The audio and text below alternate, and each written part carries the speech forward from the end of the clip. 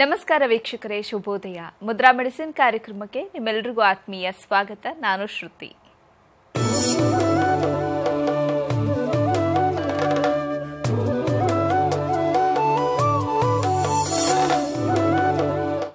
ಇವತ್ತಿನ ಮುದ್ರಾ ಮೆಡಿಸಿನ್ ಕಾರ್ಯಕ್ರಮವನ್ನು ನಡೆಸಿಕೊಡೋದಕ್ಕೆ ಮುದ್ರಾ ಬ್ರಹ್ಮ, ಮುದ್ರಾ ರತ್ನ, ಮುದ್ರಾ ಶಿರೋಮಣಿ ಗುರುಜಿ ಶ್ರೀ ಲಕ್ಷ್ಮೀ ಶ್ರೀನಿವಾಸರವರು ನಮ್ಮೊಂದಿಗಿದ್ದಾರೆ. ಗುರೂಜಿಯವರು ಕಂಪ್ಯೂಟರ್ ಸೈನ್ಸ್ನಲ್ಲಿ ಎಂಜಿನಿಯರಿಂಗ್ ಪದವಿ ಪಡೆದು ಎಂಎಸ್ ಕಂಪ್ಯೂಟರ್ ಸಾಫ್ಟ್ವೇರ್ನಲ್ಲಿ ಸ್ನಾತಕೋತ್ತರ ಪದವಿ ಪಡೆದು ಹಲವಾರು ಮಲ್ಟಿನ್ಯಾಷನಲ್ ಸಾಫ್ಟ್ವೇರ್ ಕಂಪನಿಗಳಲ್ಲಿ 26 ವರ್ಷ ಸತತವಾಗಿ ಸೇವೆ ಸಲ್ಲಿಸಿದ್ದಾರೆ. ಗುರೂಜಿಯವರು ವೇದ ವಿಜ್ಞಾನ, ಜ್ಯೋತಿಷ್ಯ ಶಾಸ್ತ್ರ ಹಾಗೂ ಪುರಾತನ ಮುದ್ರಾ, ಮಂತ್ರ, ಯಂತ್ರ, ತಂತ್ರಶಾಸ್ತ್ರಗಳಲ್ಲಿ ಸಂಶೋಧನೆ ನಡೆಸಿ ಔಷಧಿ ರಹಿತ ಜೀವನ ನಡೆಸೋದು ಹೇಗೆ ಹಾಗೂ ಮನೆಗೊಬ್ಬ ವೈದ್ಯನಾಗುವುದು ಹೇಗೆ ಅಂತ ತಿಳಿಸಿಕೊಡ್ತಾ ಬಂದಿದ್ದಾರೆ. ಇದಲ್ಲದೆ ಭೂತ, ಪ್ರೇತ, ಮಾಟ, ಮಂತ್ರ, ತಂತ್ರಗಳ ಬಗ್ಗೆ ಸಂಶೋಧನೆ ನಡೆಸಿ ಮನೆಗೊಬ್ಬ ಮಾಂತ್ರಿಕ ಮತ್ತು ತಾಂತ್ರಿಕನಾಗುವುದು ಹೇಗೆ ಅಂತ ತಿಳಿಸಿಕೊಡ್ತಾ ಬಂದಿದ್ದಾರೆ. ಗುರೂಜಿಯವರು ಹಲವಾರು ಪುಸ್ತಕಗಳನ್ನು ಬರೆದು ಸಮಾಜಕ್ಕೆ ಜ್ಞಾನಾರ್ಜನೆ ಮಾಡಿದ್ದಾರೆ. ಸಮಾಜದ ಹಿತಕ್ಕಾಗಿ ಬೆಂಗಳೂರಿನಿಂದ ಸುಮಾರು 40 ಕಿಲೋಮೀಟರ್ ದೂರದಲ್ಲಿ ಉಚಿತ ಅನಾಥಾಶ್ರಮ, ವೃದ್ಧಾಶ್ರಮ ಹಾಗೂ ಮುದ್ರಾ, ಮಂತ್ರ, ತಂತ್ರ ಸಂಶೋಧನಾ ಕೇಂದ್ರವನ್ನು ಸ್ಥಾಪನೆ ಮಾಡ್ತಾ ಇದ್ದಾರೆ. ಗುರೂಜಿಯವರನ್ನ ನಿಮ್ಮೆಲ್ಲರ ಪರವಾಗಿ ಕಾರ್ಯಕ್ರಮಕ್ಕೆ ಸ್ವಾಗತಿಸ್ತಾ ಇದ್ದೇನೆ. ಗುರುಗಳೇ ನಮಸ್ಕಾರ, ಕಾರ್ಯಕ್ರಮಕ್ಕೆ ಸ್ವಾಗತ.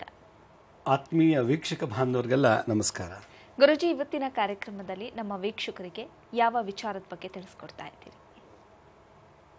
ನಾನು ನಿನ್ನೆ ಸಂಚಿಕೆಯಲ್ಲಿ ಈ ಅಪಹರಣ ದೋಷ, ಕಿಡ್ನಪ್ ಮಾಡೋದು ಅಂತಾರಲ್ಲ, ಮನುಷ್ಯನ ಕಿಡ್ನಪ್ ಮಾಡೋದು, ಅದ್ರ ಬಗ್ಗೆ ನಾನು ನನ್ನದೇ ಆದಂಥ ಒಂದು ಅನುಭವನ ಹಂಚ್ಕೊಂಡಿದ್ದೆ. ಇವತ್ತು ನಮ್ಮ ಸಮಾಜದಲ್ಲಿ ಕೆಲವರು ಸಂಸಾರದಲ್ಲಿ ಬ್ಲ್ಯಾಕ್ ಮೇಲ್ ನಡೀತಾ ಇದೆ. ಅದು ಆಫೀಸಲ್ಲೇ ಆಗಿರ್ಬೋದು, ವ್ಯಾಪಾರದಲ್ಲೇ ಆಗಿರ್ಬೋದು, ಅಥವಾ ನಮ್ಮ ಉದ್ಯೋಗದಲ್ಲೇ ಸ್ವಯಂ ಉದ್ಯೋಗ, ಎಲ್ಲೋ ಒಂದು ಕಡೆ ಕೆಲವು ಜನ ಬ್ಲ್ಯಾಕ್ ಮೇಲಲ್ಲಿ ಸಫರ್ ಪಡ್ತಾ ಇದ್ದಾರೆ. ಕಳೆದ ತಿಂಗಳು ಒಬ್ಬರು ಬಂದು ನನ್ನನ್ನು ಭೇಟಿ ಮಾಡಿ ಹೇಳ್ತಾ ಇದ್ರು, ನೋಡಿ ನಾನೊಂದು ರಿಯಲ್ ಎಸ್ಟೇಟ್ ಬಿಸ್ನೆಸ್ ಮಾಡ್ತಾಯಿದ್ದೀನಿ, ಒಂದು ವ್ಯಾಪಾರ ಆಯ್ತದು, ಯಾವುದೋ ಒಂದು ಅಷ್ಟಕ್ಕೆ ಜಮೀನು ಸೇಲ್ ಆಯ್ತದು, ಅವನಿಂದ ಬರಬೇಕಾದ ಕಮಿಷನ್ನು ನನಗೆ ಬರ್ತಿಲ್ಲ, ನೀನೇನಾದರೂ ಆ ಕಮಿಷನ್ ಏನಾದರೂ ತೊಗೊಂಡಿದ್ದೇ ಆದರೆ ನಿನ್ನ ಕೈಕಾಲು ಮುರಿದು ಬಿಡ್ತೀನಿ, ಕೈಕಾಲೇನೋ ನಿನ್ನ ಸಾಯಿಸೇ ಬಿಡ್ತೀನಿ ನಾನು ಅಂತ ಬೆದರಿಕೆ ಹಾಕಿದಂತೆ. ಈಗ ನನಗೆ ಆ ದುಡ್ಡು ಬರಬೇಕು, ಲಕ್ಷಾಂತರ ರೂಪಾಯಿ ಬರಬೇಕು ನನಗೆ, ಅವನು ನೋಡಿದ್ರೆ ಕೊಡ್ತಿಲ್ಲ, ನೀ ಮತ್ತೇನು ಕೇಳಕ್ಕೆ ಬಂದಿಯೋ ಕೈಕಾಲು ಮುರಿತೀನಿ ಅಂತ ಬ್ಲ್ಯಾಕ್ ಮೇಲ್. ಇನ್ನೊಬ್ಬರು ಯಾರೋ ಒಬ್ಬರು ಪಾಪ ಒಳ್ಳೆ ಕ್ಲೋಸ್ ಫ್ರೆಂಡ್ಸು, ಸುಮಾರು 20 ವರ್ಷದಿಂದ ಕ್ಲೋಸ್ ಫ್ರೆಂಡ್ಸು, ಕಾರಣದಿಂದ ಅವನ ಫ್ರೆಂಡ್ಗೆ ಏನೋ ಒಂದು ದೊಡ್ಡ ಆಕ್ಸಿಡೆಂಟ್ ಆಯಿತು. ಆಕ್ಸಿಡೆಂಟ್ ಆಗಿ ಅವನ ಬಿಸ್ನೆಸ್ ಸ್ವಲ್ಪ ಸ್ಟಾಪ್ ಆಯಿತು. ಫ್ರೆಂಡ್ ಹತ್ರ ಹೇಳ್ತಾನೆ, ನನಗೆ ಆಕ್ಸಿಡೆಂಟ್ ಆಯಿತು, ಬಿಸ್ನೆಸ್ ಮಾಡೋಕ್ಕಾಗ್ತಿಲ್ಲ, ನನಗೊಂದು 40 ಲಕ್ಷ ಬ್ಯಾಂಕಿಂದ ಲೋನ್ ತೆಕ್ಕೊಡು, ಬ್ಯಾಂಕಿಂದ ಲೋನ್ ತೆಕ್ಕೊಟ್ರೆ ನಾನು ಹೆಂಗೋ ಕೂತ್ಕೊಂಡು ಬಿಸ್ನೆಸ್ ಮಾಡ್ತೀನಿ, ನಾನು ಹೆಂಡತಿ ಸೇರಿ ಬಿಸ್ನೆಸ್ ಮಾಡ್ತೀವಿ, ಬಂದದನ್ನು ಪ್ರಾಫಿಟಲ್ಲಿ ಇದು ಅದನ್ನು EMI ಮುಖಾಂತರ ತೀರಿಸ್ಕೊಂಡು ಹೋಗ್ತೀನಿ. ಅಯ್ಯೋ, ಕ್ಲೋಸ್ ಫ್ರೆಂಡು, 20 ವರ್ಷದ ಜೊತೆಲಿದ್ದೀವಿ, ಒಳ್ಳೆ ವ್ಯಕ್ತಿ, ಪಾಪ ಕೇಳ್ತಾರೆ ಅಂದ್ಬಿಟ್ಟು ನಾನೇನು ಮಾಡ್ತೀನಿ, ಬ್ಯಾಂಕಲ್ಲಿ ಸಾಲ ತೆಕ್ಕೊಡ್ತೀನಿ, ನನ್ನ ಮನೆನೋ ಏನೋ ಇಟ್ಬಿಟ್ಟು, ನನ್ನ ಮನೆ ಪ್ಲೆಜ್ ಮಾಡಿದ್ನೋ ಏನೋ ಒಂದು ಸೈಟೋ ಮನೆನೋ ಏನೋ ಇತ್ತು, ನಾನೇನು ಮಾಡಿದೆ, ಅವನಿಗೊಂದು 30 ಲಕ್ಷ ಬ್ಯಾಂಕಿಂದ ತೆಕ್ಕೊಟ್ಟೆ, ತೊಗೊಂಡು ಅವನಿಗೆ ಕೊಟ್ಟೆ. ಒಂದು 6 ತಿಂಗಳು ಚೆನ್ನಾಗಿದ್ದ ನನ್ನ ಸ್ನೇಹಿತ. ಏನು ಮಾಡ್ತಾನೆ, 6 ತಿಂಗಳು ಚೆನ್ನಾಗಿರ್ತಾನೆ, ಒಂದು 6-7 ತಿಂಗಳು ತಿಂಗಳು ಒಂದಷ್ಟು EMI ಕೊಡ್ತಾನೆ, ಬ್ಯಾಂಕ್ ಕಟ್ತಿರ್ತಾನೆ. ಸ್ವಲ್ಪ ಅವ್ನಿಗೆ ಯಾವಾಗ ದುಡ್ಡು ಅವ್ನಿಗೆ ಹೋಯ್ತು, ಬಿಸ್ನೆಸ್ ಇಂಪ್ರೂವ್ ಆಯಿತು, ಕೊನೆಗೆ EMI ಕೊಡೋದು ನಿಲ್ಲಿಸ್ಬಿಟ್ಟ. ಮತ್ತು ಕೇಳಕ್ಕೆ ಹೋದಾಗ, ನೀನು ಯಾವಾಗ ಕೊಟ್ಟಿದ್ದೆ ನನಗೆ, ನೀನು ಯಾವಾಗ ಕೊಟ್ಟೆ ದುಡ್ಡು, ನನಗೆ ಕೊಟ್ಟೇ ಇಲ್ಲ ಅಂತ. ಅವನು ಅವ್ನು ಹೆಂಡತಿ ಸೇರಿಕೊಂಡು, ನೀನು ನಂಗೆ ದುಡ್ಡೇ ಕೊಟ್ಟಿಲ್ಲ, ನಾನು ಕೊಡೋಕ್ಕಾಗಲ್ಲ, ನೀನು ಕೊಟ್ಟಿದ್ದೀನಿ ಅದಕ್ಕೇನು ಪ್ರೂಫು, ನೀನು ಮನೇಲಿ ಸಾಲ ತೊಗೊಂಡಿದ್ಯಾ, ನೀನು ತೊಗೊಂಡಿದ್ಯಾ, ನಮಗೇನು ಕೊಟ್ಟಿದ್ಯಾ, ನೀನು ಸೈಟ್ ಮೇಲೆ ದುಡ್ಡು ತೊಗೊಂಡಿದ್ಯಾ ಬ್ಯಾಂಕಲ್ಲಿ, ನನಗೇನು ಕೊಟ್ಟಿದ್ಯಾ, ನೀನು ನಮಗೇನು ಕೊಟ್ಟಿಲ್ಲ, ಅದೇನು ಮಾಡ್ತೇವೆ ಮಾಡ್ಕೊ, ಇನ್ನೊಂದು ಸಲ ಮನೆ ಬಾಗಿಲು ಮುಂದೆ ಬಂದು ನಂಗೆ ದುಡ್ಡು ಕೊಡು ಅಂತ ಕೇಳಿದ್ರೆ ಕೈಕಾಲು ಕಟ್ ಮಾಡಿಬಿಡ್ತೀನಿ, ನೀನು ಬದುಕೋಕ್ಕೆ ಬಿಡಲ್ಲ ನಾನು. ಸ್ವಂತ ಸ್ನೇಹಿತನ ಹತ್ರ ದುಡ್ಡು ತೊಗೊಂಡು ಆ ಸ್ನೇಹಿತನ ಹೆಂಡತಿ ಇಬ್ಬರು ಕೂಡ ಕೊಟ್ಟವನ ಮೇಲೆ ಪಾಪ ಮನೆನ ಬ್ಯಾಂಕಲ್ಲಿ ಅಡ ಇಟ್ಟು ದುಡ್ಡು ಕೊಟ್ಟಿರೋ ತಪ್ಪಿಗೆ ಅವನು ಬಂದು ಕೇಳ್ತಾನೆ, ನಾನು 30 ಲಕ್ಷ ಕೊಟ್ಬಿಟ್ಟಿದ್ದೀನಿ, 4 ಲಕ್ಷ ಅವನು ಈಗ ತೀರಿಸಿರೋದು ಕೊಟ್ಟಿರೋದು, ಇನ್ನು ಉಳಿದಿದ್ದು ಕೊಡ್ತಿಲ್ಲ, ನಂಗೆ ದುಡ್ಡು ಬರೋಂಗೆ ಏನಾರು ಇದೆಯಾ, ದುಡ್ಡು ಬರೋಂಗೆ ಮಾಡಿ. ಇದು ಒಂದು ಎಕ್ಸಾಂಪಲ್ಲು. ಇನ್ನೊಂದು ಎಕ್ಸಾಂಪಲ್ ಬಹಳ ಚೆನ್ನಾಗಿದೆ. ನಮ್ಮ ಮಗಳಿಗೆ ಮದುವೆ ಮಾಡಬೇಕು, ಒಂದು 5 ಲಕ್ಷ ಸಾಲ ಕೊಡಿ, ನಾನು ನಿಮಗೆ ತಕ್ಷಣ ತೀರಿಸ್ಬಿಡ್ತೀನಿ ಅಂತ ಒಬ್ಬ ಗಂಡ ಹೆಂಡತಿ ಒಬ್ಬರ ಮನೆಗೆ ಹೋಗಿ ಹೇಳ್ತಾರೆ, ಎದುರುಗಡೆ ಮನೆಯವ್ರನ್ನ. ಸ್ವಂತ ಮನೆ ಇರೋರು, ನಮ್ಮ ಮನೆ ಮುಂದೆನೇ ಇರೋರು ಕೊಟ್ಟರೆಲ್ಲಿ ಹೋಗುತ್ತೆ ಅಂತ 5 ಲಕ್ಷ ಏನೋ ಕೊಟ್ಟುಬಿಟ್ರು ಮದುವೆಗೆ ಅಂತೇಳಿ. ಸ್ವಂತ ಮನೆಯಲ್ಲಿರೋರು 5 ಲಕ್ಷ ತೊಗೊಂಡೋದ್ರು ಯಾರೋ ಮನೆ ಎದುರುಗಡೆ ಮನೆಯಿಂದ. ಮದುವೆ ಆಗಿ 1 ತಿಂಗಳಾಯಿತು, 2 ತಿಂಗಳಾಯಿತು, 3 ತಿಂಗಳಾಯಿತು, 6 ತಿಂಗಳು, 1 ವರ್ಷ ಆದರೂ ಕೂಡ ಪಾಪ ಎದುರುಗಡೆ ಮನೆಯವರು, ನಾನು ನಿಮಗೆ ಮಗಳಿಗೆ ಮದುವೆಗೆ 5 ಲಕ್ಷ ಕೊಟ್ಟಿದ್ನಲ್ಲ, ನಮ್ಗೆ ಕೊಡಿ, ನಮಗೆ ಅರ್ಜೆಂಟ್ ಏನೋ ಬೇರೆ ವರ್ಕ್ ಇದೆ, ಹಣದ ಅವಶ್ಯಕತೆ ಇದೆ, ನಾವು ವಾಪಸ್ ಹಣ ಕೊಡಿ ಅಂತ ಕೇಳಿದಾಗ, ನೀವು ಯಾವಾಗ ಕೊಟ್ಟಿದ್ದೀರಿ ನನಗೆ? ಇನ್ನೊಂದು ಸಲ ಏನಾರು ಬಂದು ಮನೆ ಮುಂದೆ ಕೇಳಕ್ಕೆ ಹೋದರೆ ಕೈಕಾಲು ಮುರಿದು ಬಿಡ್ತೀನಿ, ಇಲ್ಲ ಏನೋ ಹೆಚ್ಚು ಕಮ್ಮಿ ಮಾಡಿಬಿಡ್ತೀನಿ. ಹುಷಾರ್, ನಮ್ಮ ಮನೆ ಬಂದು ಕೇಳೋಂಗಿಲ್ಲ. ನೀನು 5 ಲಕ್ಷ ಕೊಟ್ಟಕ್ಕೇನು ಪ್ರೂಫ್? ನೀನು 5 ಲಕ್ಷ ನಾನು ತೊಗೊಂಡಿದ್ದಕ್ಕೆ ಏನು ಸಾಕ್ಷಿ ಅಂಥೇಳಿ ಬಾಯಿ ಬಂದಂಗೆ ಕೊಟ್ಟು ನೋಡಿ. ದುಡ್ಡು ಕೊಟ್ಬಿಟ್ಟು ಅವ್ರ ಹತ್ರ ಬಯಸ್ಕೊಡೋದು. ಓಲಿ ಬೈಯೋದು ಬೈತಾರ, ಇನ್ನೊಂದು ಸಲ ಏನೋ ಮಾಡಿದ್ರೆ ಕೈ ಕಾಲು ಕಟ್ ಮಾಡಿಬಿಡ್ತೀನಿ, ಬ್ಲ್ಯಾಕ್ ಮೇಲು. ಎಂಥದ್ದು ಗೊತ್ತಾ, ಇನ್ನೊಂದು ಸಲ ನಮ್ಮ ಬಗ್ಗೆ ಎಲ್ಲರೂ ಮಾತಾಡಿ ನೋಡು, ನಿನಗೆ ಹಂಗೆ ಮಾಡಿಬಿಡ್ತೀನಿ, ಹಿಂಗೆ ಮಾಡಿಬಿಡ್ತೀನಿ ಅಂಥೇಳಿ ಬೆದರಿಕೆ ಜೊತೆಗೆ ಬ್ಲ್ಯಾಕ್ ಮೇಲ್ ಕೂಡ.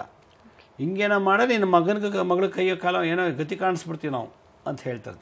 ಈ ರೀತಿ ಬ್ಲ್ಯಾಕ್ ಮೇಲ್ ಮಾಡೋಂಥ ಸಂದರ್ಭ ಬಂದಾಗ ನಾವು ಅದರಿಂದ ಹೊರಗಡೆ ಬರೋದು ಹೇಗೆ ಅನ್ನೋದನ್ನು ಇವತ್ತು ನನ್ನ ಕೈಲಾದ ಮಟ್ಟಿಗೆ ತಿಳಿಸೋಕೆ ಪ್ರಯತ್ನ ಪಡ್ತೀನಿ. ಸರಿ ಗುರುಜಿ, ಈ ಬಗ್ಗೆ ಮಾತಾಡೋಣ.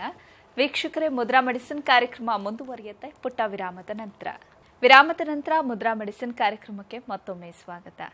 ಗುರುಜಿ, ನೀವು ಹೇಳ್ತಾ ಇದ್ರಿ ಬ್ಲ್ಯಾಕ್ ಮೇಲ್ ಬಗ್ಗೆ ಏನೆಲ್ಲ ಎಕ್ಸಾಂಪಲ್ಸ್ಗಳು ಆಗ್ತವೆ ಅನ್ನೋದನ್ನ ಎಕ್ಸಾಂಪಲ್ ಕೂಡ ಕೊಡ್ತಾ ನೀವು ವಿವರಣೆ ಕೊಡ್ತಾ ಇದ್ರಿ.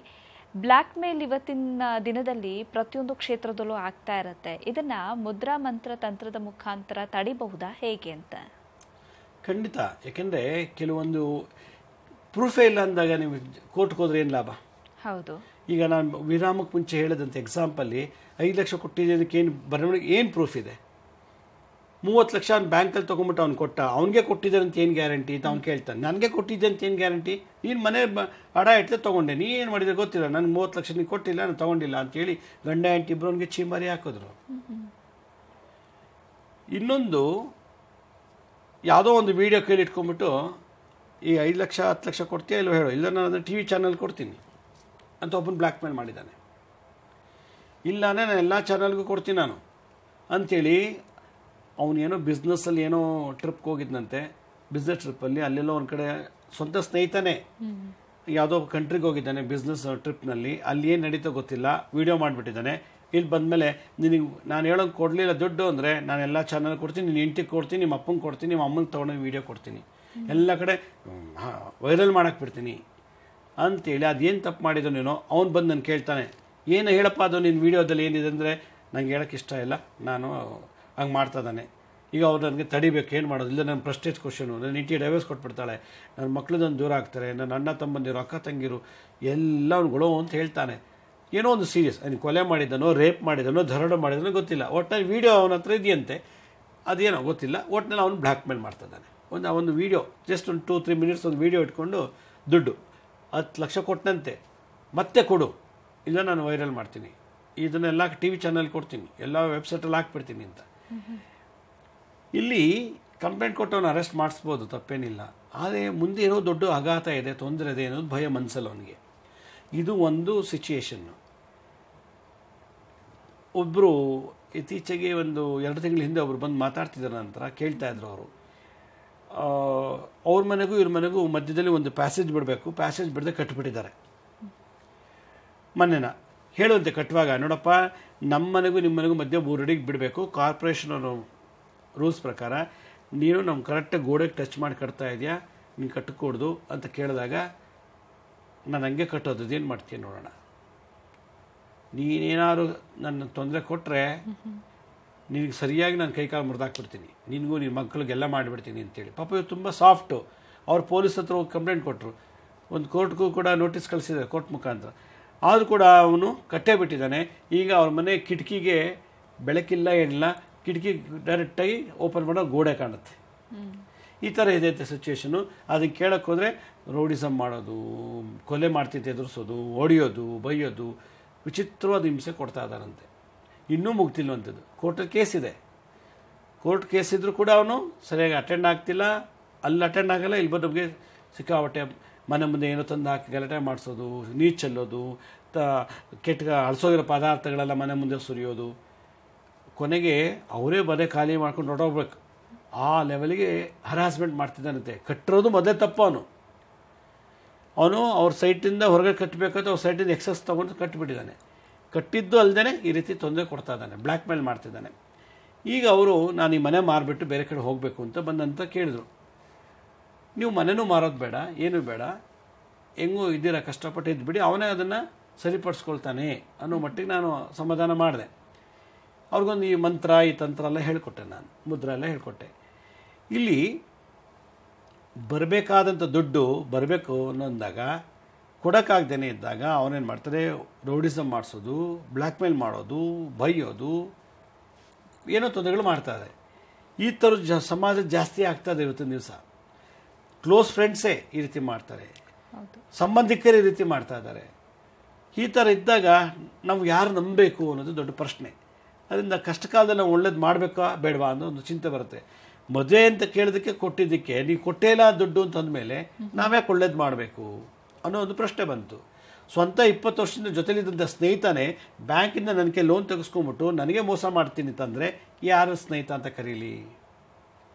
ನಮ್ಮ ಜಾಗನೇ ಒತ್ತರಿಸ್ಕೊಂಡು ಮನೆ ಕಟ್ಟಿಬಿಟ್ಟು ಅವನೇ ಕಟ್ಟಿಬಿಟ್ಟು ತಪ್ಪು ಮಾಡಿಬಿಟ್ಟು ನಮ್ಮ ಮೇಲೆಲ್ಲ ಬ್ಲ್ಯಾಕ್ ಮೇಲ್ ಮಾಡಿ ರೌಡಿಗಳು ಕಳಿಸಿ ಗಲಾಟೆ ಮಾಡಿಸಿ ನಮ್ಮನ್ನೇ ಆ ಮನೆಯೇ ಮಾರಾಟ ಮಾಡಬೇಕು ಅನ್ನೋ ಥರ ನಮ್ಗೆ ಹಿಂಸೆ ಕೊಡ್ತಿದ್ದ ಮೇಲೆ ನಾವು ಯಾಕೆ ಸ್ವಂತ ಮನೆ ಕಟ್ಟಬೇಕು, ಯಾಕೆ ನಾವು ವಾಸ ಮಾಡಬೇಕು ಅನ್ನೋದು ಪ್ರಶ್ನೆ ಬರ್ತದೆ. ಇದೆಲ್ಲ ಓಕೆ. ಇನ್ನೊಂದು ದೊಡ್ಡ ಕುತಂತ್ರ ನಡೆದಿದೆ. ಏನು ಇವತ್ತು ಜಗತ್ತಿನಲ್ಲಿ ಅಂತಂದರೆ ಇದು ಸರ್ವೇಸಾಮಾನ್ಯ ಎಲ್ಲ ಕಡೆ ನಡೆಯುತ್ತೆ. ನಮ್ಮಲ್ಲಿ ಇವತ್ತು ಹಬ್ಬ ಅಲ್ಲ, ಸಾರಿ, ಏನೋ ನನ್ನ ಮಗಳು ನೋಡೋಕೆ ಬರ್ತಿದ್ದಾರೆ, ನಮಗೆ ನಿಮ್ಮನ್ನು ಸ್ವಲ್ಪ ಒಡವೆ ಕೊಡಿ, ಗಂಡು ಬಂದು ನೋಡ್ಕೊಂಡು ಹೋದ್ಮೇಲೆ ನಾನು ವಾಪಸ್ ಕೊಟ್ಬಿಡ್ತೀನಿ ಅಂತೇಳಿ ಪಕ್ಕದ ಮನೆಯವರು ಕೇಳ್ದಂಗೆ. ಈ ಅಮ್ಮ ಏನು ಮಾಡೋದು, ಗಂಡಂಗೆ ಗೊತ್ತಿಲ್ಲ, ಏನು ಮಾಡಿಬಿಟ್ಟಿದ್ದಾಳೆ, ಒಂದಷ್ಟು ಬಳೆಗಳು, ಒಂದು ನೆಕ್ಲೆಸು, ಕಿವಿ ಓಲೆ, ಈ ಮೇಲೆ ಹಾಕೋತಲ್ಲ ಏನು ಬೈತಲೆ ಬಟ್ಟು ಅದು, ಮತ್ತು ಜಡೆಗೆ ಹಾಕೋದೊಂದು ಏನೋ ಒಂದು, ಅದನ್ನೆಲ್ಲ ಕೊಟ್ಟಿದ್ದಾಳೆ. ಕೊಟ್ಬಿಟ್ಟು ಆ ಅಮ್ಮ ತೊಗೊಂಡೋಗಿದ್ದಾಳೆ. ತೊಗೊಂಡೋಗ್ಬಿಟ್ಟು ಅವ್ರ ಮನೆ ಗಂಡು ಬಂತು ಏನೋ ಗೊತ್ತಿಲ್ಲ, ಯಾರೋ ಬಂದರೂ ಏನೋ ಗೊತ್ತಿಲ್ಲ, ಯಾವಾಗ ಎಲ್ಲಿ ಕರ್ಕೊಂಡೋಗಿ ತೋರಿಸಿದ್ರು ಹೆಣ್ಣು ಅಥವಾ ಅವರೇ ಮನೆಗೆ ಬಂದು ನೋಡಿದ್ರು ಗೊತ್ತಿಲ್ಲ. ಈ ಅಮ್ಮ ಪಕ್ಕದ ಮನೆಯಲ್ಲ 30 ವರ್ಷದಿಂದ ಜೊತೆಲೇ ಇದ್ದಾರೆ, ಪಕ್ಕದಲ್ಲಿ ಮೋಸ ಮಾಡ್ತಾರಾ ಅಂದ್ಬಿಟ್ಟು ಏನು ಮಾಡ್ತಾರೆ, ಎಲ್ಲ ಒಡವೆಗಳನ್ನು ಕೊಟ್ಟಿದ್ದಾಳೆ. ಕೊಟ್ಬಿಟ್ಟು ಹಾಕ್ಕೊಳ್ಳಿ, ಮಗಳು ಕೊಡಿ, ಧರಿಸ್ಕೊಳ್ಳಿ, ಹುಡುಗ ಬಂದು ನೋಡಲಿ, ಆಮೇಲೆ ತಂದು ಕೊಡಿ ಅಂತ ಕೊಟ್ಟಿದ್ದಾರೆ. ಸರಿ, ಬಂದ್ಲು, ತೊಗೊಂಡು ಎಲ್ಲ ಓದ್ಲು, ತೊಗೊಂಡೋಗ್ಬಿಟ್ಟು ಎಲ್ಲ ಅಲಂಕಾರ ಮಾಡಿ ಗಂಡು ಬಂದ ತೋರಿಸಿ ಎಲ್ಲ ಆಯಿತು. ಆಮೇಲೆ ನಾಳೆ ಇಸ್ಕೊಂಡಾಯ್ತು, ಸುಮ್ಮನಿದ್ದಾರೆ. 2 ದಿನ ಆದಮೇಲೆ ನೋಡಮ್ಮ ಪಾರ್ವತಮ್ಮ, ನೀವು ನಮ್ಮ ಹತ್ರ ಒಳ್ಳೆ ಒಡವೆ ತೊಗೊಂಡೋದಲ್ಲ, ಮಗಳಿಗೆ ಗಂಡು ನೋಡೋಕೆ ಬರ್ತಾರೆ, ವಾಪಸ್ ಕೊಡಿದಾಗ ನೀವು ಯಾವಾಗ ಕೊಟ್ಟಿದ್ರಿ ಒಡವೆ, ನನಗೆ ಏನು ತಲೆ ಕೆಟ್ಟಿದ್ಯಾ ನಿಮಗೆ, ನೀವು ಯಾವಾಗ ಏನು ಒಡವೆ ಕೊಟ್ಟಿದ್ರಿ ಅಂಥೇಳಿ ಗಲಾಟೆ ಮಾಡಿಬಿಟ್ಟು ಅವ್ರ ಮೇಲೆ ಒಡವೆ ತೊಗೊಂಡೋಗ್ಬಿಟ್ಟು ಆಯಮ್ಮನಿಗೆ ಬಾಯಿ ಬಂದಾಗ ಬೈಯೋದು, ಮಾಟ ಮಾಡಿಸೋದು, ಎಲ್ಲರ ಮುಂದೆ ಇಲ್ದದೆಲ್ಲ ಮೇಲೆ ಕೆಟ್ಟ ಮಾತಾಡ್ತಾಳೆ ಅಮ್ಮ, ಹಿಂಗೆ ಅಂತೆಲ್ಲ ಅಪಪ್ರಚಾರ ಮಾಡಿ ಇವತ್ತು ಆಯಮ್ಮ ಗೊಡೋ ಬಂದು ಹೇಳ್ತಾಳೆ, ನಾನು ಒಡವೆ ಎಲ್ಲ ಒಟ್ಟೋಗಿದೆ, ವಾಪಸ್ ಬರೋಂಗೆ ಮಾಡಿಕೊಡಿ ಅಂತ. ಒಂಥರ ಬ್ಲ್ಯಾಕ್ ಮೇಲ್, ನಮ್ಮ ದುಡ್ಡು ಕೊಟ್ಟು ನಾವೇ ಬ್ಲ್ಯಾಕ್ ಮೇಲ್ ಮಾಡಿಸ್ಕೊಳ್ಳೋದು. ಈ ಥರ ಸಂಬಂಧ ಭಾಳಷ್ಟು ನಡೀತಾ ಇದೆ. ಈ ಥರ ಕುತಂತ್ರದವ್ರಿಗೆ ಏನು ಬುದ್ಧಿ ಕಲಿಸ್ಬೇಕು ಅನ್ನೋದು ಇವತ್ತು ನಾನು ತಿಳಿಸಕ್ಕೆ ಇಷ್ಟಪಡ್ತೀನಿ. ಸರಿ ಗುರೂಜಿ, ಈ ಬಗ್ಗೆ ಮಾತಾಡೋಣ. ವೀಕ್ಷಕರೇ, ಮುದ್ರಾ ಮೆಡಿಸಿನ್ ಕಾರ್ಯಕ್ರಮ ಮುಂದುವರಿಯುತ್ತೆ ಪುಟ್ಟ ವಿರಾಮದ ನಂತರ ಮುದ್ರಾ ಮೆಡಿಸಿನ್ ಕಾರ್ಯಕ್ರಮಕ್ಕೆ ಮತ್ತೊಮ್ಮೆ ಸ್ವಾಗತ. ಗುರೂಜಿ, ನೀವು ಹೇಳ್ತಾ ಇದ್ರಿ ಬ್ಲ್ಯಾಕ್ ಮೇಲ್ ತಂತ್ರಗಳು ಹೇಗೆಲ್ಲ ನಡೆಯುತ್ತೆ ಅನ್ನೋದನ್ನ. ಇದಕ್ಕೇನಾದ್ರೂ ಪೂರ್ವಜನ್ಮದ ಋಣದ ಬಾಧೆ ಏನಾದ್ರೂ ಕಾರಣ ಆಗತ್ತಾ? ಬ್ಲ್ಯಾಕ್ ಮೇಲ್ ತಂತ್ರದಿಂದ ಪರಿಹಾರ ಕಂಡ್ಕೊಳ್ಬೇಕು ಅಂತಂದ್ರೆ ಏನ್ ಮಾಡ್ಬೇಕಾಗತ್ತೆ? ಈ ಬ್ಲ್ಯಾಕ್ ಮೇಲ್ ಈ ಥರದೆಲ್ಲ ಎದುರಿಸೋದು, ಬೆದರಿಸೋದು, ರೌಡಿಸಮ್ ಮಾಡಿಸೋದು, ನಮ್ಮ ದುಡ್ಡು ತೊಗೊಂಡು ನಮ್ಮ ಮೇಲೆ ಅಪವಾದಗಳು, ನಿಂದನೆ ಮಾಡೋದು, ಅಪಪ್ರಚಾರ ಮಾಡೋದಲ್ಲ ಇವತ್ತು ಜಾಸ್ತಿ ಆಗ್ತಿದೆ. ಈ ಥರ ಕೇಸ್ ದಿನ ನಂತರ ಒಂದಲ್ಲ ಒಂದು ಬರ್ತಿರ್ತದೆ. ಅದಕ್ಕೆ ಇದಕ್ಕೊಂದು ಒಳ್ಳೆ ಪರಿಹಾರ ಅಂದರೆ ಆಕಾಶ ಭೈರವ ತಂತ್ರಸಾರದಲ್ಲಿ, ಆಕಾಶ ಭೈರವ ಅಂತ ಒಂದು ಭೈರವ, ಆ ಒಂದು ತಂತ್ರಸಾರದಲ್ಲಿ ಶರಬೇಶ್ವರ ಬಗ್ಗೆ ಒಂದು ಮಂತ್ರ ಪ್ರಯೋಗ ಇದೆ. ಅದು ಹೇಗೆ ಮಾಡೋದು ಅಂತಂದರೆ ನೋಡಿ, ನಮ್ಮ ಎಲ್ಲ ಬೆರಳನ್ನು ಚೆನ್ನಾಗಿ ಅಗಲಿಸ್ಕೊಳ್ಳೋದು, ಇದಕ್ಕೆ ಸದ್ದಂಶ ಅಂತಾರೆ. ರಿವರ್ಸ್ ಮಾಡೋದು, ಒಂದು ಹೆಬ್ಬೆಟ್ಟನ್ನು ಇನ್ನೊಂದು ಹೆಬ್ಬೆಟ್ಟನ್ನು ಟಚ್ ಮಾಡೋದು, ಶುಕ್ರನ ಟಚ್ ಮಾಡೋದು. ಹೆಬ್ಬೆಟ್ಟು ಶುಕ್ರ ಗ್ರಹ, ಇದು ಅಗ್ನಿತತ್ವ. ಹೆಬ್ಬೆಟ್ಟು ಶುಕ್ರ, ಹೀಗೆ ಎರಡು ನಿಮ್ಗೆ ಟಚ್ ಮಾಡಿಬಿಟ್ಟು ಹೀಗೆ ಸುಮಾರು ಒಂದು ಅರ್ಧ ಗಂಟೆ ನಾವು ಉತ್ತರಕ್ಕೆ ಮುಖ ಮಾಡಿ ಕೂತ್ಕೋಬೇಕು. ಉತ್ತರಕ್ಕೆ ಮುಖ ಮಾಡಿಕೊಂಡು ಕೂತ್ಕೊಂಡು ನಾನೀಗ ಹೇಳೋ ಆಕಾಶ ಭೈರವ ತಂತ್ರಸಾರದಲ್ಲಿ ಶರಬೇಶ್ವರದ ಒಂದು ಮಂತ್ರ ಇದೆ. ಆ ಮಂತ್ರವನ್ನು ಒಂದು 108 ಸಲ ಬೆಳಗ್ಗೆ ಮತ್ತು ಸಂಜೆ ನಮಗೆ ಆ ವಸ್ತು ಸಿಗೋವರೆಗೂ, ಬ್ಲ್ಯಾಕ್ ಮೇಲ್ ಕಂಪ್ಲೀಟ್ ಕಡಿಮೆ ಆಗೋವರೆಗೂ, ಸಂಪೂರ್ಣವಾಗಿ ನಾಶ ಆಗೋವರೆಗೂ ಇದನ್ನು ಹೇಳ್ತಾ ಇರಬೇಕು. ಏನದು? ಓಂ ಖಂ ಖಾಂ ಖಂ ಫಟ್, ಓಂ ಶತ್ರುನ್ ಗ್ರಸಸಿ ಹುಂ ಫಟ್, ಸರ್ವಾಸ್ತ್ರ ಸಂಹಾರಣಾಯ ಶರಭಾಯ ಶಾಂತಾಯ ಪಕ್ಷಿರಾಜಾಯ ಹುಂ ಫಟ್ ಸ್ವಾಹ.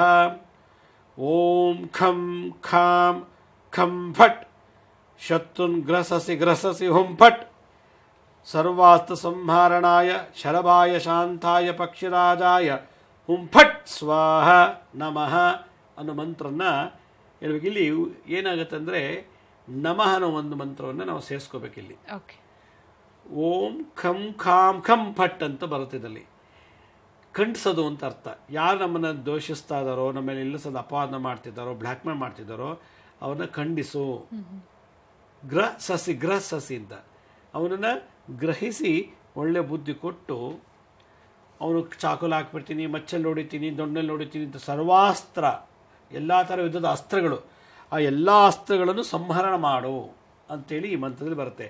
ಅದಕ್ಕೆ ಈ ಶರಬೇಶ್ವರ ಮುದ್ರೆಯನ್ನು, ಇದು ಶರಭ ಮುದ್ರಾ ಅಂತೇಳಿ, ಶರಬೇಶ್ವರ ಮುದ್ರಾ, ಇದನ್ನು ಧಾರಣೆ ಮಾಡಿಕೊಂಡು ಈ ನಾನು ಹೇಳೋದು ಮಂತ್ರನ ಹೇಳಬೇಕು. ಕೊನೆಯಲ್ಲಿ ಸ್ವಾಹ ಅಂತ ಬಂತು, ಕೊನೆ ನಮಃ ಅಂತ ಬರಬೇಕು. ಈ ಸ್ವಾಹಾಕಾರ ನಮಕಾರ ಎರಡೂ ಬರೋದ್ರಿಂದ ಬಹಳ ವಿಶೇಷವಾದಂಥ ಮಂತ್ರ ಇದು. ಇದನ್ನು ಉತ್ತರಾಭಿಮುಖವಾಗಿ ಕುಳಿತು 108 ಸಲ ಈ ಮುದ್ದೆ ಧಾರಣೆ ಮಾಡಿದ್ರೆ ನಮ್ಗೆ ಯಾರು ಬ್ಲ್ಯಾಕ್ ಮೇಲ್ ಮಾಡ್ತಾರೋ ಅಥವಾ ನಮ್ಮಿಂದಲೇ ದುಡ್ಡು ತೊಗೊಂಡು ನಮ್ಮಿಂದಲೇ ಉಪಕಾರ ಮಾಡಿಸ್ಕೊಂಡು ನಮಗೆ ತೊಂದರೆ ಕೊಡ್ತಿರ್ತಾರೋ ಅಂಥವ್ರು ಸರ್ವನಾಶ ಆಗ್ತಾರೆ ಅನ್ನೋದು ಈ ಆಕಾಶ ಭೈರವ ತಂತ್ರಸಾರದಲ್ಲಿ ಇದೊಂದು ಹೇಳಿದ್ದಾರೆ. ಇದನ್ನು ಬಹಳ ಗಂಭೀರವಾಗಿ ಭಕ್ತಿಯಿಂದ ನಂಬಿಕೆಯಿಂದ ಮಾಡಿದ್ದೇ ಆದರೆ ಅವನು ಎಂಥವನೇ ಆಗಿರಲಿ ಅವನು ಮಟ್ಟ ಆಗಿಬಿಡ್ತಾನೆ. ಅಷ್ಟು ಪವರ್ಫುಲ್ ಇದು ಮಂತ್ರ, ಶರಭ ತಂತ್ರ ಪ್ರಯೋಗ. ಇದು ಹಿಂದಿನ ಕಾಲದಲ್ಲಿ ಋಷಿ ಮುನಿಗಳು ಈ ತಂತ್ರ ಪ್ರಯೋಗ ಮಂತ್ರ ಪ್ರಯೋಗ ಮಾಡಿ ಇಂಥ ಶತ್ರುಗಳಿಗೆ ಒಳ್ಳೆ ಪಾಠ ಕಲಿಸ್ತಾಯಿದ್ರು. ಈಗ ನಾವೇನೋ ಕೋರ್ಟ್ಗೆ ಹೋಗಲಿ, ಪೊಲೀಸ್ ಸ್ಟೇಷನ್ಗೆ ಹೋದರೆ ಏನು ಸಾಕ್ಷಿ ನಾವು ಕೊಟ್ಟಿದ್ದೀವಿ ಅವನಕ್ಕೆ. ಈಗ ಪಕ್ಕದ ಮನೆಯೊಳಗಿಂದ ಒಡವೆ ತೊಗೊಂಡೋಗ್ಬಿಟ್ಟು ಮಗಳಿಗೆ ಹಾಕಿಸ್ಬಿಟ್ಟು ಗಂಡು ಬಂದಾಗ ತೋರಿಸ್ಬಿಟ್ಟು ವಾಪಸ್ ತೊಗೊಂಡು ಕೊಡಲಿಲ್ಲ, ನೀವು ಕೊಟ್ಟಿಲ್ಲ ಅಂತೇಳಿ ವಾದ ಮಾಡಿಬಿಟ್ಲು. ಈಗ ಪೊಲೀಸ್ ಸ್ಟೇಷನ್ ಕಂಪ್ಲೇಂಟ್ ಕೊಟ್ಟರೆ ಇದಕ್ಕೆ ಕೊಟ್ಟಿರೋದಕ್ಕೇನು ಸಾಕ್ಷಿ, ನಿಮ್ಮದು ಒಡವೆ ಅನ್ನೋದಕ್ಕೆ ಏನು ಸಾಕ್ಷಿ ಅಂತೆಲ್ಲ ಕೇಳ್ತಾರೆ.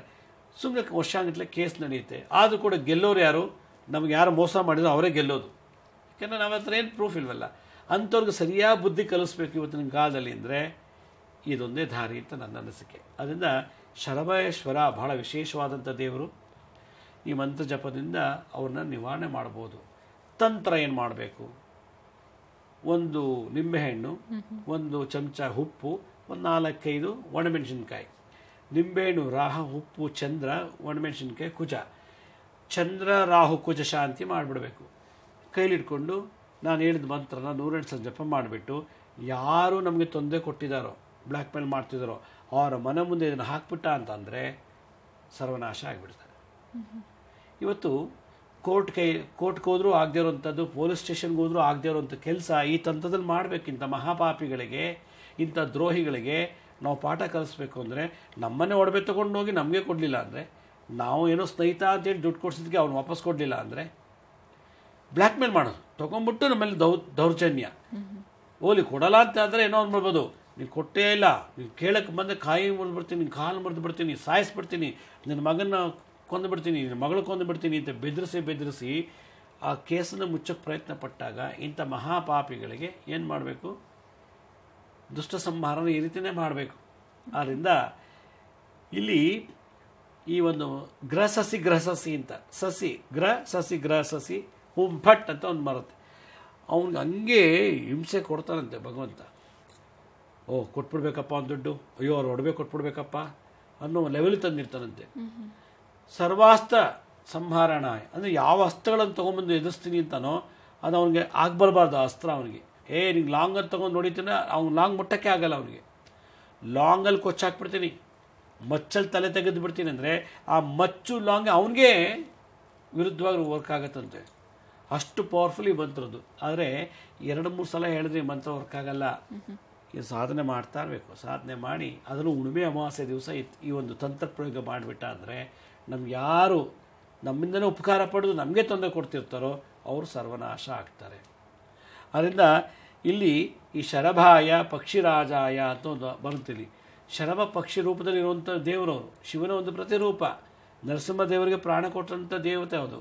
ಮತ್ತು ಆ ಬಲಭಾಗದಲ್ಲಿ ಕಾಳಿ, ಎಡಭಾಗದಲ್ಲಿ ಪ್ರತ್ಯಂಗಿರಾದೇವಿ ಉದ್ಭವ ಆದಂಥ ಒಂದು ದೇವತಾ ಶಕ್ತಿ ಇದು. ಈ ಪಕ್ಷಿಯಲ್ಲಿ 2 ರೆಕ್ಕೆ ಇದೆ. ಆ ರೆಕ್ಕೆಯಲ್ಲಿ ಬಲಭಾಗದಲ್ಲಿ ಕಾಳಿ, ಎಡಭಾಗದಲ್ಲಿ ಪ್ರತ್ಯಂಗಿರಾದೇವಿ. ಇವರಿಗೂ ಜಗತ್ತಿಗೆ ಇಂಟ್ರೊಡ್ಯೂಸ್ ಮಾಡಿದಂಥ ದೇವರು ಶರಭ. ಅದರಿಂದ ಮಾಟ, ಮಂತ್ರ, ತಂತ್ರ, ಭೂತ, ಪ್ರೇತ ಬಾಧೆಗಳಿಗೆಲ್ಲ ನಿವಾರಣೆ ಮಾಡುವಂಥ ಒಂದು ವಿಶೇಷವಾದಂಥ ಶಕ್ತಿ ಅಂದರೆ ಈ ಶರಬೇಶ್ವರ. ಇದು ಎಲ್ಲಿದೆ ದೇವಸ್ಥಾನ ಅಂದರೆ ಕುಂಭಕೋಣಂ, ತಮಿಳುನಾಡಲ್ಲಿ ತಿರುಭುವನ್ ಅಂತ ಒಂದು ಏರಿಯಾ ಇದೆ. ಆ ತಿರುಭುವನಲ್ಲಿ ಆ ತಿರುಭುವನ ಅಂತ ಒಂದು ಸ್ಮಾಲ್ ಏರಿಯಾ, ಈಗ ಮಲ್ಲೇಶ್ವರಂ, ಜಯನಗರ, ಹನುಮಂತ ನಗರ, ವಿಜಯನಗರ ಅಂತೀವಲ್ಲ, ಹಾಗೆ ಕುಂಭಕೋಣಮಿಂದ ಒಂದು ಬಸ್ ಸ್ಟ್ಯಾಂಡಿಂದ ಒಂದು 2-3 ಕಿಲೋಮೀಟರ್ ಆಗುತ್ತೆ. ಅಲ್ಲಿ ಈ ದೇವಸ್ಥಾನ ಶಿವನ ದೇವಸ್ಥಾನದಲ್ಲಿ ಇದೆ. ಶರಬೇಶ್ವರ ಸ್ವಾಮಿ ಭಾಳ ವಿಶೇಷವಾದಂಥದ್ದು. ಲಕ್ಷ್ಮೀ ನರಸಿಂಹರಿಗೆ ಪ್ರಾಣ ಭಿಕ್ಷೆಯನ್ನು ಕೊಟ್ಟಂಥ ದೇವತೆ. ಅದರಲ್ಲೂ ಇವತ್ತಿನ ಕಾಲದಲ್ಲಿ ಗೂಂಡಾಗಿರಿ, ಈ ಮೋಸ, ಬ್ಲ್ಯಾಕ್ ಮ್ಯಾಜಿಕ್ಕು, ಬ್ಲ್ಯಾಕ್ ಮೇಲ್, ಮತ್ತು ಏನು ಈ ಭೂತಾಪ್ರೇತಗಳ ಚೇಷ್ಟೆ, ಈ ಥರದ್ದು ಏನಾರು ಇತ್ತು ಅಂತಂದರೆ ಈ ದೇವರನ್ನು ಆರಾಧನೆ ಮಾಡಬೇಕು ಅಂತ ಶರಬೇಶ್ವರ ತಂತ್ರ ಸಾಧಲು ಹೇಳ್ತಾರೆ. ಆಕಾಶ ಭೈರವ ತಂತ್ರ ಸಾಧಲು ಇದ್ರ ಬಗ್ಗೆ ಮಾಹಿತಿ ಇದೆ. ಸರಿ ಗುರುಜಿ, ಕಾರ್ಯಕ್ರಮ ಮುಗಿಸುವಂಥ ಸಮಯ ಆಗಿದೆ. ಕಾರ್ಯಕ್ರಮದಲ್ಲಿದ್ದು ಬ್ಲ್ಯಾಕ್ ಮೇಲ್ ತಂತ್ರಕ್ಕೆ ಒಳಗಾಗಿರೋರು ಯಾವ ರೀತಿಯಾದಂಥ ಪರಿಹಾರವನ್ನು ಮಾಡಿಕೊಳ್ಬೇಕು, ಬ್ಲ್ಯಾಕ್ ಮೇಲ್ ಮಾಡೋರಿಂದ ಹೇಗೆ ಬಿಡುಗಡೆಯನ್ನು ಹೊಂದಬೇಕು ಅನ್ನೋದನ್ನು ಇವತ್ತಿನ ಕಾರ್ಯಕ್ರಮದಲ್ಲಿ ನಮ್ಮ ವೀಕ್ಷಕರಿಗೆ ತಿಳಿಸ್ಕೊಟ್ರಿ. ಧನ್ಯವಾದ. ಸಾಯಿರಾಮ್. ವೀಕ್ಷಕರೇ, ಗುರೂಜಿಯವರನ್ನ ನೀವು ಕೂಡ ನೇರವಾಗಿ ಭೇಟಿಯಾಗಬಹುದು. ಕಾರ್ಯಕ್ರಮದ ಕೊನೆಯಲ್ಲಿ ಗುರೂಜಿಯವರ ಕಚೇರಿಯ ವಿಳಾಸ ಹಾಗೆ ದೂರವಾಣಿ ಸಂಖ್ಯೆಗಳು ಬರುತ್ತೆ, ನೋಟ್ ಮಾಡ್ಕೊಳ್ಳಿ ಅಂತ ಹೇಳ್ತಾ ಇವತ್ತಿನ ಕಾರ್ಯಕ್ರಮವನ್ನು ಮುಗಿಸ್ತಾ ಇದ್ದೀನಿ. ನೋಡ್ತಾ ಇರಿ ಸರಳ ಜೀವನ, ಇದು ಮನುಕುಲದ ಒಳಿತಿಗಾಗಿ.